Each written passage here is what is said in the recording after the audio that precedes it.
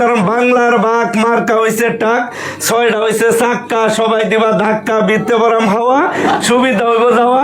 এই কারণে আমার এই যে প্রাণপ্রিয় ভাইয়ের কাছে হওয়া, কারণ এমন নেতা বাংলাদেশে আর যাবে না পাওয়া। কারণ যে জাতি যত শিক্ষিত তত উন্নত, যার নাই শিক্ষা তার কপালে ভিক্ষা। তোমরা তো এই বিষয়ে জানো, আবার কই দিতেছি কেন? কারণ গেছে ফলাইয়া ভাবো, গেছে খোলাইয়া জাড়া, গেছে ভারত আর হইতো না ফেরত। যতই করুক রাম রাম আর করুক টামটা আমার হইতো না সাইরানার কাম। আমাদের ভাই নূর সারা বাংলায় এক কিশোর, কি আর পেলাম স্বাধীন করে, হায়রে স্বাধীনতা। সবাই বুঝলো নিজের ডাবাই, কেউ বুঝে না বেতা। দেশের টাকা বিদেশ নিয়ে দেশ করেছে শেষ। আমরা কি ভাই চেয়েছিলাম এমন একটা দেশ? হায়রে আমার ডিজিটাল 70 টাকা মোটা চাল, বাংলাদেশের উন্নতি সন্ধ্যার পরে মোমবাতি, দেশটা হয়ে যেত খবর। খালি টিভি শুনতাম খবর। আসলে কুঠা আন্দোলনের যে গুরু, এইটা আমার ভাই ভিপি নুরু। কারণ নুরুল ভাই যেভাবে বলতো, ছাত্র সমাজ এভাবে চলতো।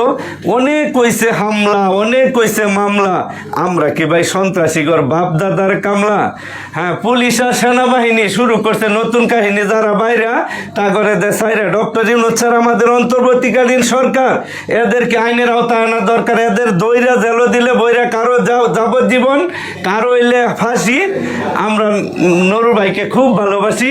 গণ অধিকার পরিষদ যে বলে, এটা সারা বাংলাদেশেই চলে। কারণ ভাইয়ের ন্যায় অভাব, মানব সেবা করা হয়েছে স্বভাব। এটা ইনশাল্লাহ আগামীতে নির্বাচনে দিবা জবাব।